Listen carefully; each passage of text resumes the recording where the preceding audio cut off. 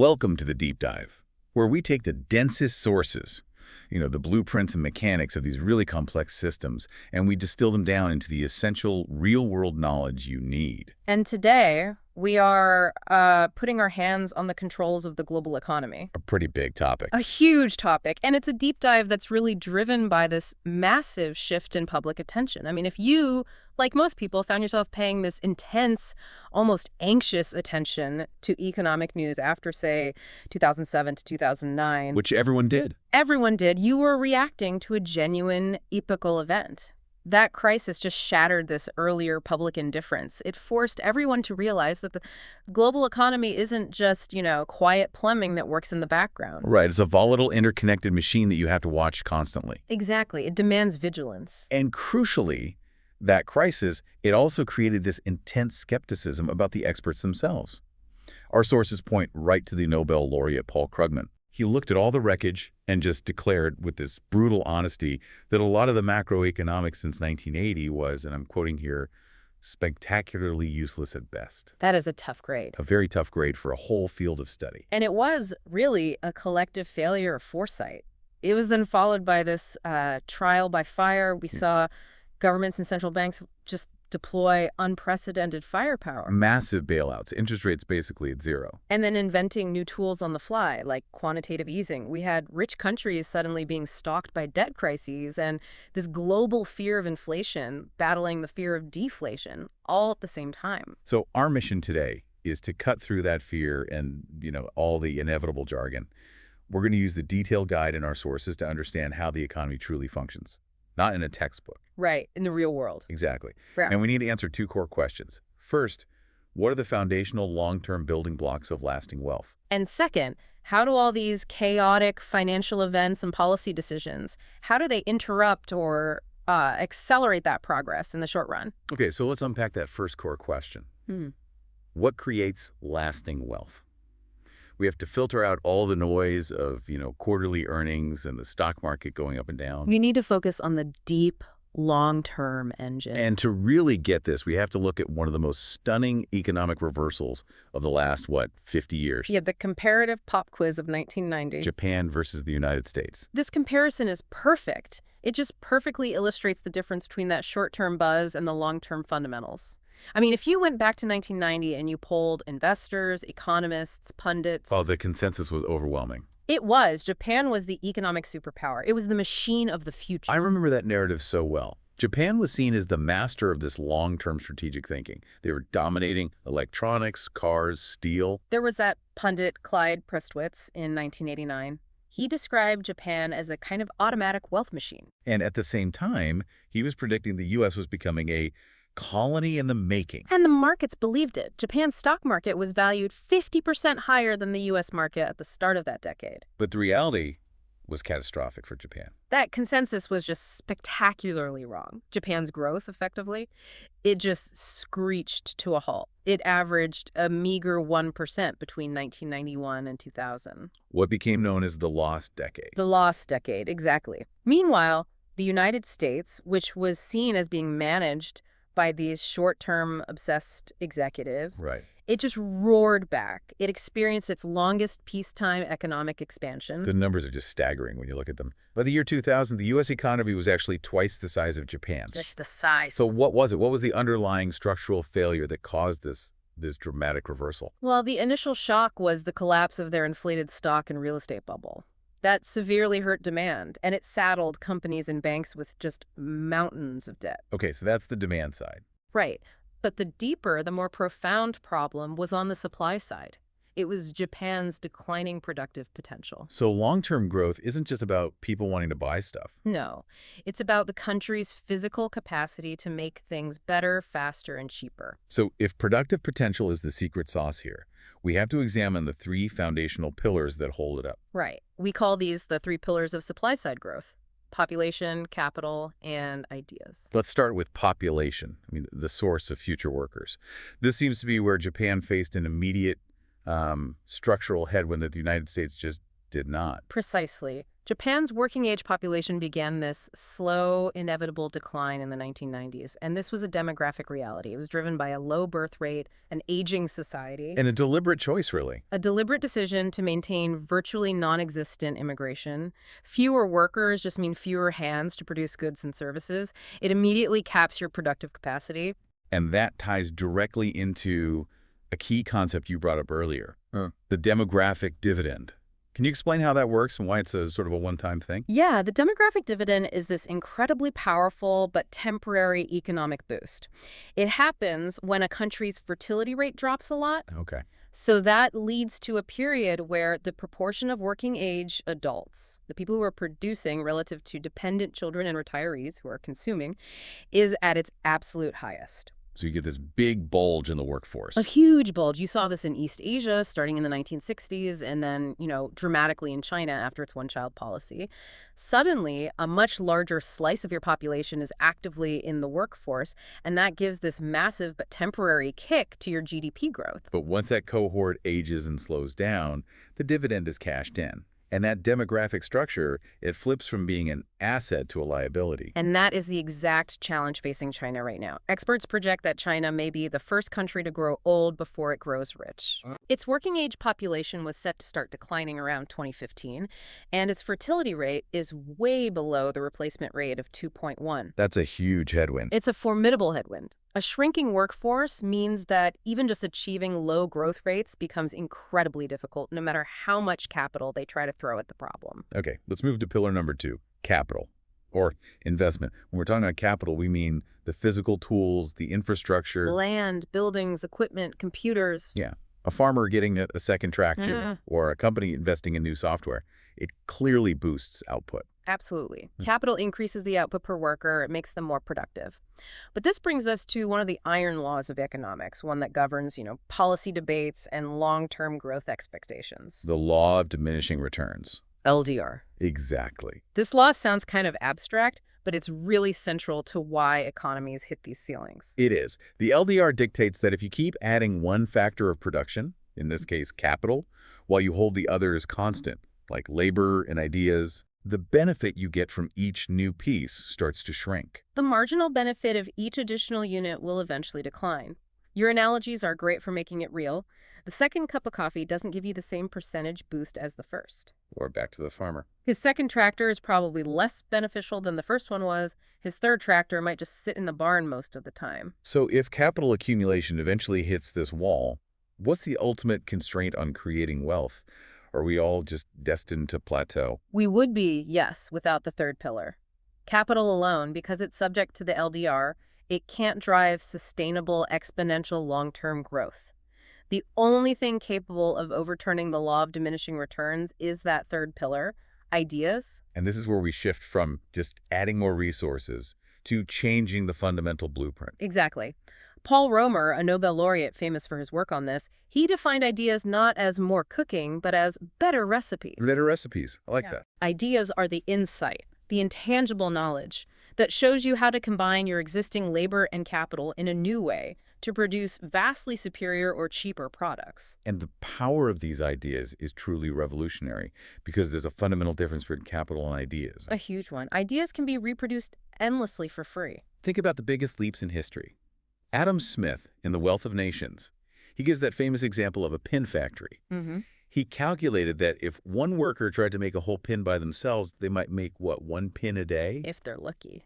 But by implementing the idea of the division of labor, dividing the process into 18 specialized tasks, 10 workers could produce 48,000 pins a day. That is a massive 4,000-fold increase in productivity. And it comes purely from a business process idea, not from more iron or more hours worked. Or you think about the chemical revolution, like DuPont's discovery of nylon in the 1930s.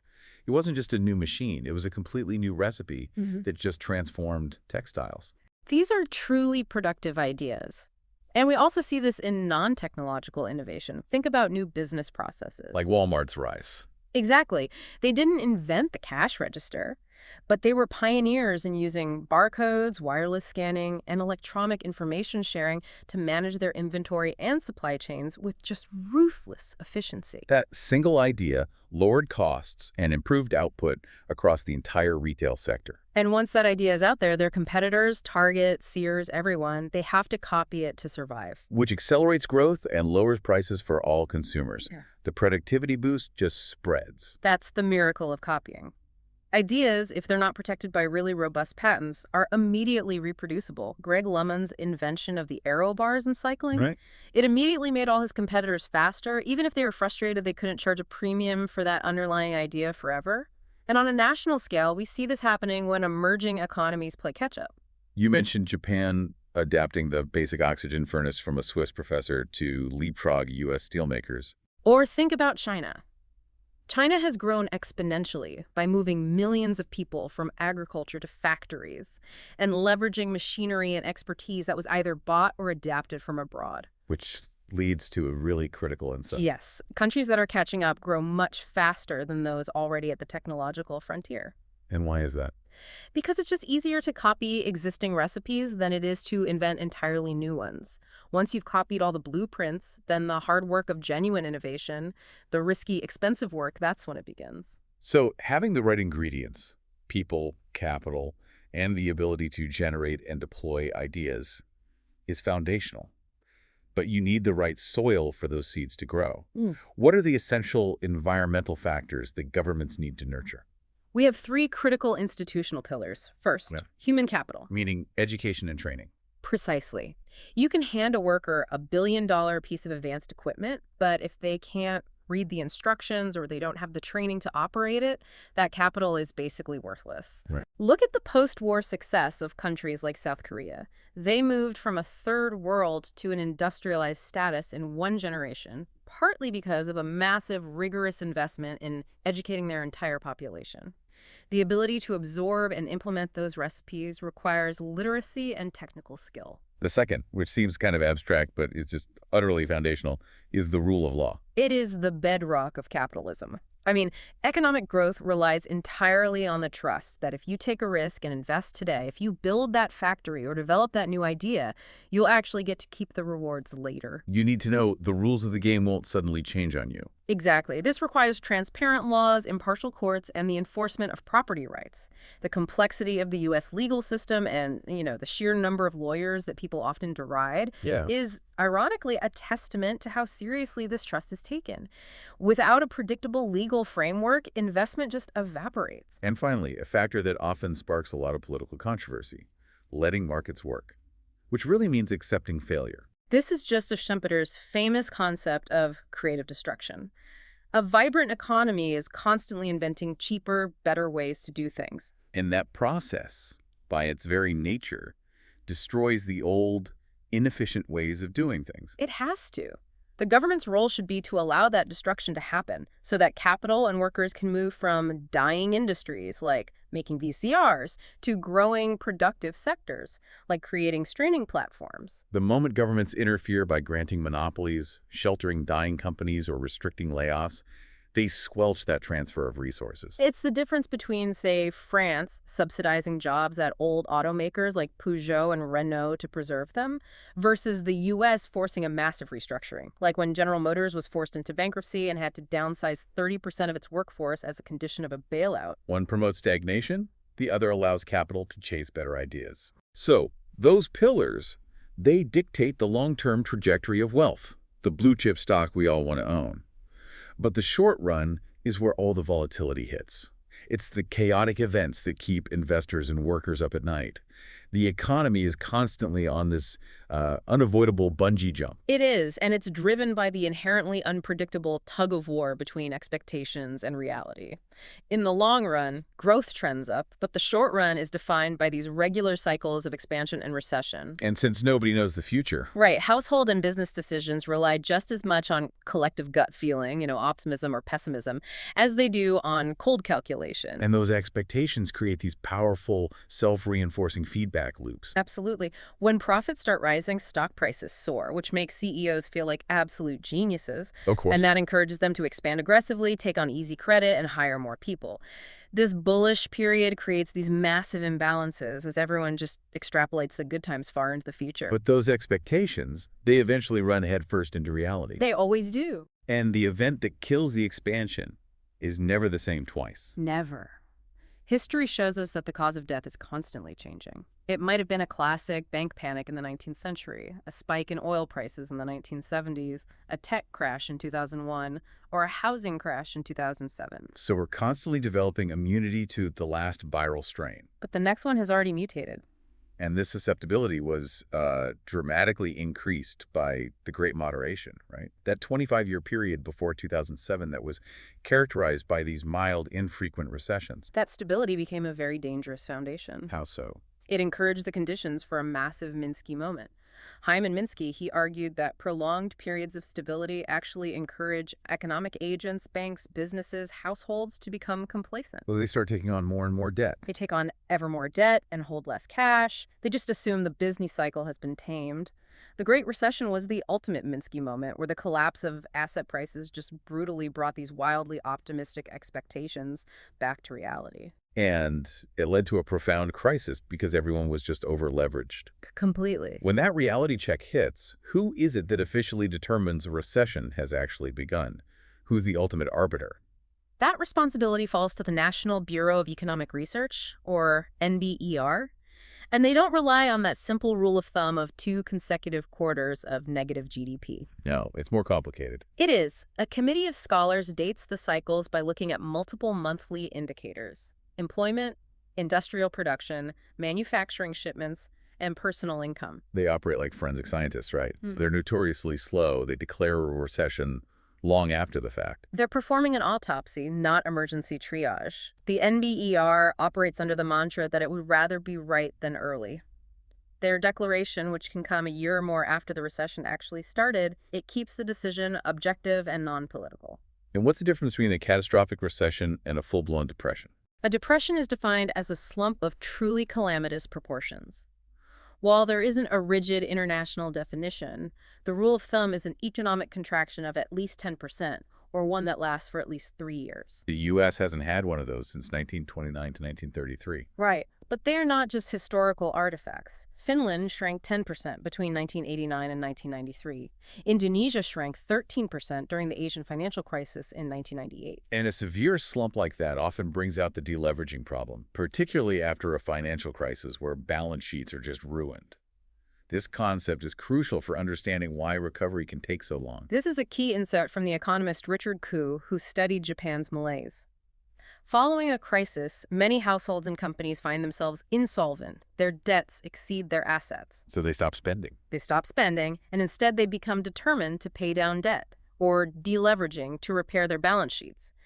When this happens on a national scale, it creates this massive black hole of demand. And if everyone is saving and paying down debt at the same time, what's the consequence? It just neuters the natural restorative process. Normally, when the economy slows down, central banks cut interest rates to encourage borrowing and spending. But if everyone's focused on paying off debt, They won't borrow, even if the interest rate is 0. The Fed can supply all the punch at once. But if no one is thirsty for debt, the stimulus just doesn't work. The U.S. faced this after 2007, with millions of households carrying bad mortgage debt that had to be painfully whittled back. okay, let's move into the weeds of measurement, because you can't manage what you don't measure. The global standard for tracking economic activity is gross domestic product, GDP. Let's look at the 4 main engines of GDP spending. Right. GDP is simply the total value of all finished goods and services produced within a country's borders in a year. We measure it by tracking who is spending the money. And the 4 engines are consumer spending, business investment, government spending, and exports. Consumer spending it's the ballast of the economy. It is the giant. It accounts for between 66 and 76% of GDP. It's largely steady because, people still need to eat, pay rent, drive to work. But consumption is sensitive to income and wealth. For sure. When the stock market or home prices go up, that wealth effect typically boosts consumer spending by about 4 cents on the dollar that year. But you have to watch the big-ticket items. Exactly. Durable goods like housing, which is only about 5% of GDP, and cars, they are highly volatile and often the first things consumers postpone when uncertainty hits. Next is business investment, which you call the accelerator. It's small, only about 8 to 13% of GDP, but it is extremely volatile, and it really drives the short-run cycles. Investment is a bet on the future. And these projects, they take a long time. Months or years, ordering new equipment, building a new factory. So companies tend to move in these large waves. If expectations turn negative, investment can just collapse overnight. I noticed in the source material that inventories, the goods companies keep on their shelves, are a tiny part of investment, but a huge factor in quarterly changes. Why is that? Because inventories are the fastest component to adjust. If sales unexpectedly slow down, companies immediately stop ordering. That leads to an inventory buildup. So that sudden stop in ordering. It often contributes the largest portion of the change in GDP for that quarter.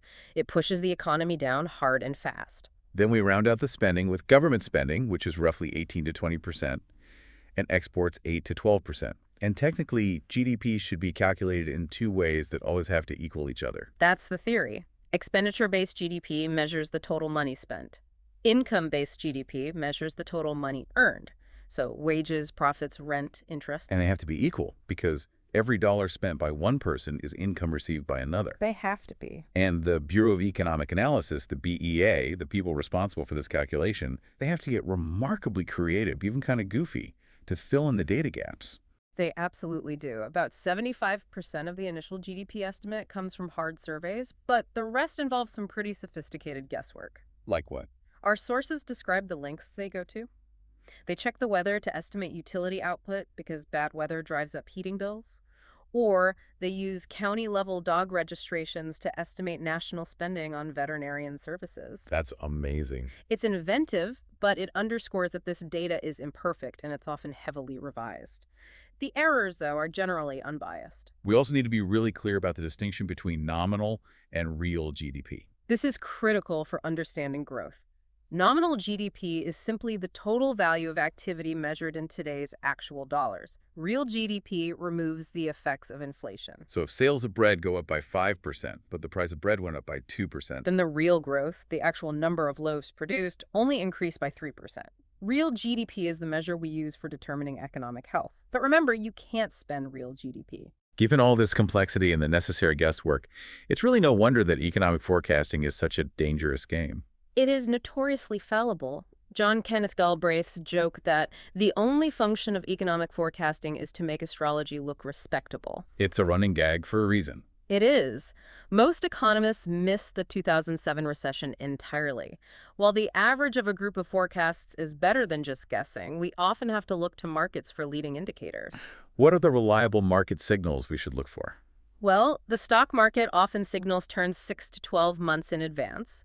And crucially, we watch the bond market. A flat or inverted yield curve, where short-term debt pays more than long-term debt, is an incredibly reliable signal of a recession 1 to 2 years out. But even these are not perfect. Not at all. Economist Paul Samuelson once famously quipped that the stock market has forecast 9 of the last 5 recessions. False signals are very common. All right, let's pivot to the vast interconnected world of globalization, the increased flow of goods, services, people, ideas, and capital across borders. Our sources kicked the section off with a truly amazing anecdote from Israel in 2006 that illustrates this new reality of globalized economies. It's an incredible story. During the fierce month-long war with Hezbollah, Israeli jets were conducting missions, rockets were falling on key cities like Haifa. You'd expect the economy to just shut down. Absolutely. And yet, when the war ended, the Israeli stock market was actually higher than when it began, and the country's GDP grew by 5% that year. Why that stunning resilience? What was going on? It's because Israel's modern economy is dominated by high-tech companies whose markets are global, not local. So they weren't dependent on what was happening right there. Not at all. Warren Buffett bought an Israeli metalworking company just before the war. The factory was actually hit by a rocket, but because its supply chain and customer base were international, it never missed a single shipment. Local political disturbances just could not derail global commerce. That perfectly captures the modern condition, doesn't it? Mm. Local economies can thrive if their companies serve the world, but conversely, they become highly vulnerable to global health and instability. And while we often focus on exports, our sources really stress the fundamental benefit of imports, which hinges on the concept of comparative advantage. This is one of the few economic theories that almost all economists actually agree upon. It is. So, how does comparative advantage explain why rich countries benefit from buying cheap imports from poor countries? Comparative advantage means a country should specialize in producing what it is relatively best at, even if it could produce other things efficiently. For the U.S., it means buying cheap toys, clothing, or simple manufactured goods from developing nations. Which then allows U.S. workers to focus on high-value, high-wage activities. Exactly. Making movies, building advanced aircraft, conducting complex medical procedures, designing software. So the rich countries' collective wealth increases because they're able to use their highest-skilled workers for the most productive tasks. They're effectively outsourcing the low-skilled work. It's a net gain for the nation's wealth. And the nature of trade itself is rapidly evolving. It's expanding from physical goods, things we can drop on our foot, as the saying goes, To services and intellectual labor. things we carry around in our brains. The economist Alan Blinder estimated that maybe a quarter of U.S. jobs are potentially done offshore because they rely on digital delivery. That sounds terrifying for the workforce, but economically, it's just another form of a beneficial import, isn't it? In theory, yes. Cheap foreign services, whether it's software coding, back office support, or even X-ray interpretation done by Indian radiologists, it improves collective U.S. wealth and productivity. It frees up U.S. companies to invest and hire staff in different higher value areas. But this is where the critical inequality caveat comes in. It is. Trade doesn't make Americans collectively poorer, but it definitely creates winners and losers within the country. That is the crucial point. Trade alters the balance dramatically. It erodes the wages for the least skilled workers who are competing directly with cheap foreign labor. While massively rewarding the highest skilled workers. The engineers, the designers, the marketers, look at the iPod example in our source. Only 2% of the wages earned in the sale of an iPod were earned in China, where it was assembled. And where were the rest? 70% of the wages were earned in the U.S., where the high-value design, marketing, and component planning originated. This illustrates why the national wealth increases, but the gap between the skilled and the unskilled widens drastically. Okay, let's shift from the trade of goods and services to the massive invisible flow of money, what our sources call the global ATM. This is where capital is channeled around the world. The global ATM is the network that continuously channels money from savers to borrowers. Right. The savers are, Shanghai workers, German banks, Saudi sovereign wealth funds. And the borrowers are U.S. homeowners, the U.S. Treasury. Exactly. The scale is almost unimaginable. Foreign exchange trading exceeds $3 trillion per day. That incredible scale of movement creates an enormous risk of global transmission of financial shocks. I love the analogy they used, carrying a cookie sheet filled with water across the kitchen floor. It's perfect. Any minor disturbance, any slight tilt in one corner of the world rapidly transmits problems globally. A perfect example was the 2007 crisis. Right. A German bank called IKB got deeply involved in U.S. subprime mortgages because it had run out of attractive local lending opportunities.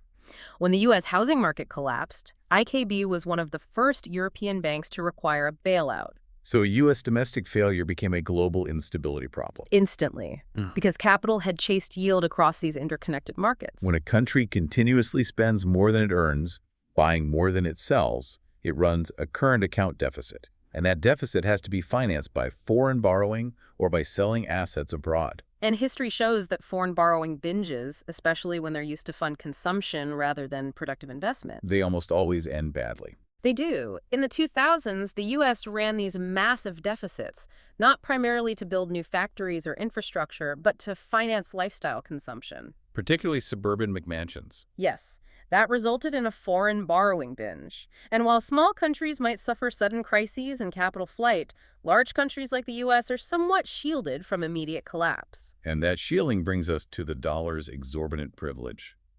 The U.S. gets to borrow ridiculously cheaply. Why is that? It's because the U.S. dollar is the world's primary reserve currency. At the end of 2009, 60% of central bank reserves were held in dollars.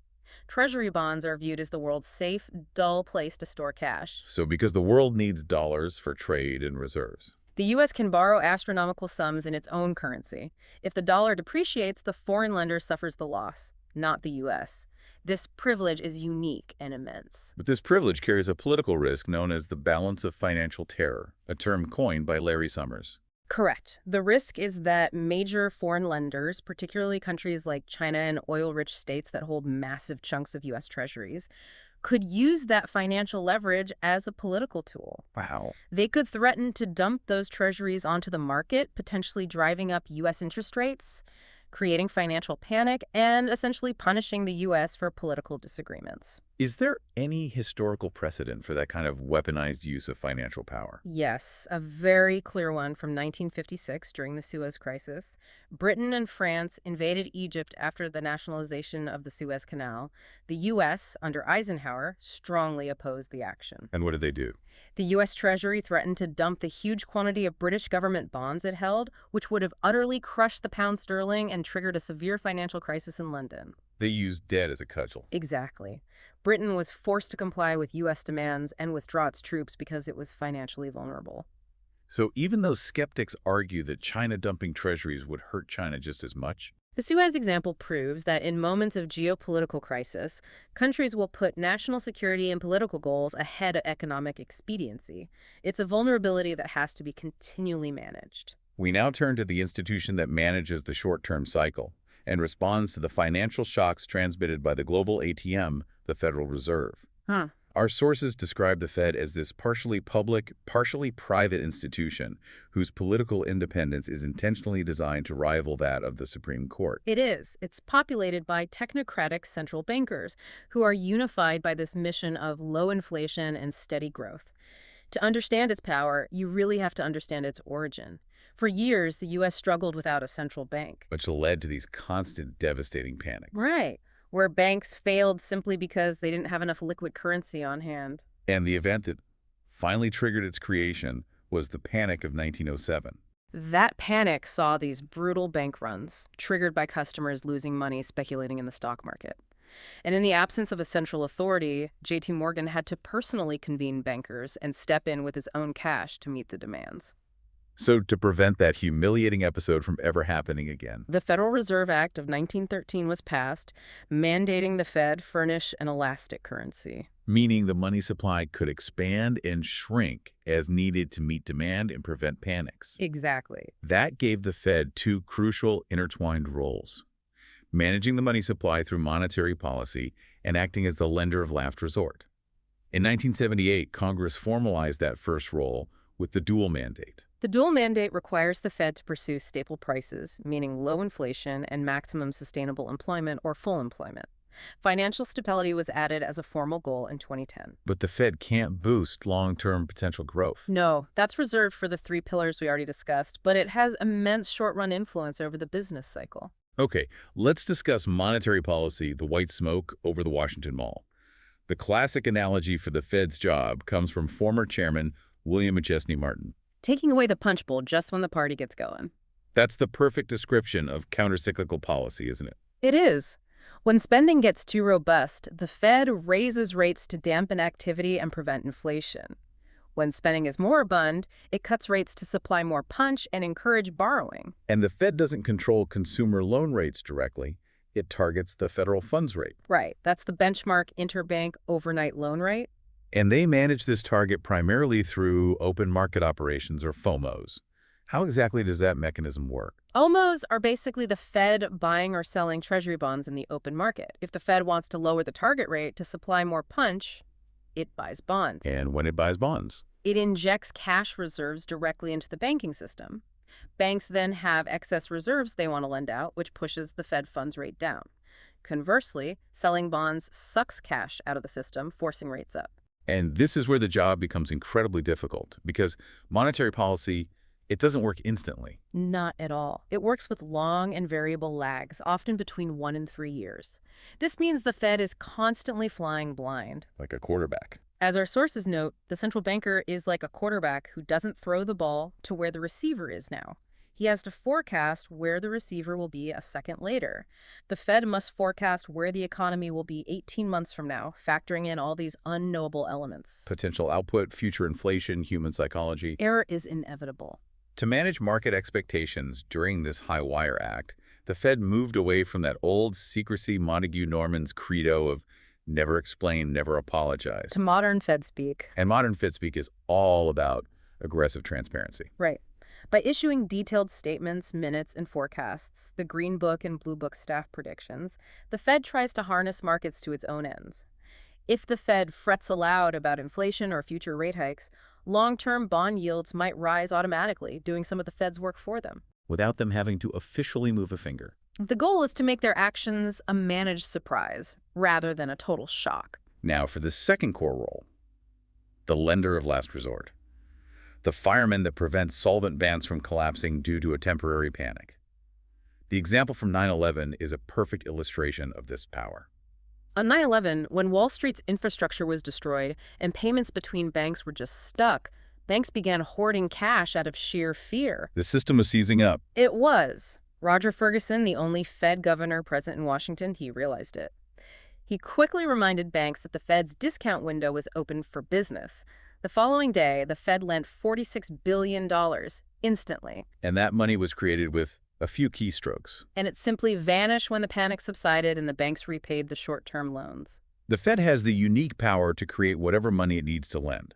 But this power is strictly limited by a crucial distinction: illiquidity versus insolvency. We need to be absolutely clear on this. This distinction is the line in the sand. The Fed can save a bank that is illiquid, meaning it's temporarily short of cash to meet immediate obligations, provided that bank is solvent. Meaning its total assets exceed its total debts. Right. It can lend cash against good collateral. However, the Fed cannot save an insolvent bank. New loans to an insolvent institution just delay the inevitable collapse and waste taxpayer money. If a bank is insolvent, if its net worth is negative, the Fed can't help it. Correct. And that was the immense problem in 2008. The Fed loaned vast sums, $1.5 trillion, but the panic didn't ease until Congress recapitalized the banks because the fundamental issue was insolvency, not just a temporary cash shortage. The Fed can prevent a run on a sound bank, but it can't fix a hole in the balance sheet. Exactly. The 2008 crisis also forced the Fed to reach the limit of its traditional toolkit when it cut the federal funds rate to virtually zero in December 2008. This is the zero bound. When they hit that wall, they had to deploy the monetary bayonet, quantitative easing, or QE. QE was Star Trek central banking. It's the mechanism you use when the price of short-term money, the Fed funds rate, can't go any lower. So instead of targeting short-term rates, the Fed shifted focus to expanding its balance sheet through massive, unprecedented purchases of long-term bonds and mortgage-backed securities, about $1.75 trillion between 2008 and 2010. how does that actually stimulate the economy if short-term rates are already at zero? The goal is twofold. First, by buying long-term assets, the Fed drives down long-term interest rates, like 30-year mortgage rates. That makes housing and corporate borrowing cheaper. And second, These massive purchases flood the banking system with vast amounts of excess reserves. The theory is that banks, sitting on this mountain of cash, will eventually feel compelled to lend it out, stimulating new economic activity. but QE came with significant high-stakes unknowns and risks. Yes, two major risks immediately surfaced. The first was political risk, the concern that by buying up massive amounts of government debt, the Fed was monetizing the debt. Basically writing a blank check for Congress. Right. While the Fed argued it was necessary to save the economy, critics worried it would cast doubt on the Fed's political independence. The second, and perhaps the biggest fear, was inflation risk. Monetarists worried that printing trillions of dollars must inevitably lead to inflation, citing Milton Friedman's adage that inflation is always and everywhere a monetary phenomenon. But that money only causes inflation if it's actually lent out and spent into the economy. And it wasn't. Since the banks and borrowers were deleveraging and cautious, much of that newly created money just sat idle in the bank's accounts at the Fed. And that brings us to the highly complex exit strategy. If the banks are sitting on $1 trillion in excess reserves, how can the Fed raise interest rates later without flooding the economy with cheap money? This requires a totally new tool because the old method of reducing reserves by selling bonds just wouldn't work fast enough. The solution is the interest on excess reserves, or IOER tool. The Fed now has the power to pay banks interest on the reserves they hold at the Fed. Explain how IOER sets a floor for the target rate. It works by arbitrage. If the Fed wants the federal funds rate the market rate to be 2%. It simply pays banks 2% interest on the excess reserves they hold. So why would any bank lend money overnight in the Fed funds market for 1.5%? When they can park it safely at the Fed and earn a risk-free 2%, by paying the IOER, the Fed establishes a floor below which banks won't lend, effectively controlling the market rate, even with a mountain of excess cash in the system. It's a fundamental change in how monetary policy is conducted. So we have completed a deep dive into the core forces driving the modern economy.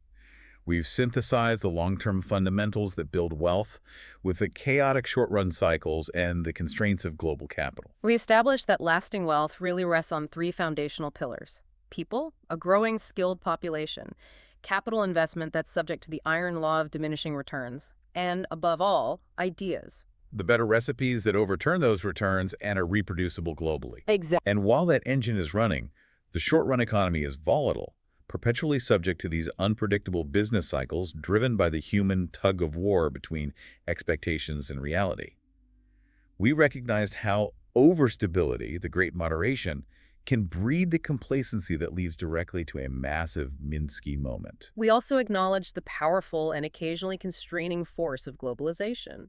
Trade, based on comparative advantage, increases collective wealth, but it exacerbates domestic inequality. And furthermore, the massive global ATM means domestic excesses rapidly transmit pain across borders, all while the US dollar maintains its unique but politically leveraged exorbitant privilege. And finally, we detail the extraordinary independent power of the Federal Reserve, the fireman, and the punch bowl dispenser to manage the short-run cycle using traditional interest rate tools. Or, when hitting the zero bound, unconventional and risky tools like quantitative easing and the new interest on excess reserves mechanism. But despite all the data, all the sophisticated models, and the intelligence deployed by institutions like the Federal Reserve, financial crises remain inevitable. And that brings us to our final provocative thought for you to carry forward.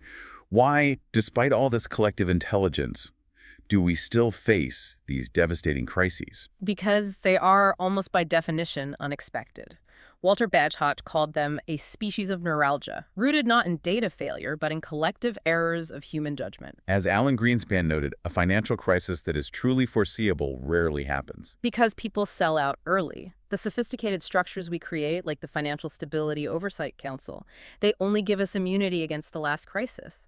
We remain continually susceptible to the human swing between greed and fear, ensuring that the next collective era will be unique and unexpected. Food for thought indeed. Thank you for joining us on this deep dive into the economic engine.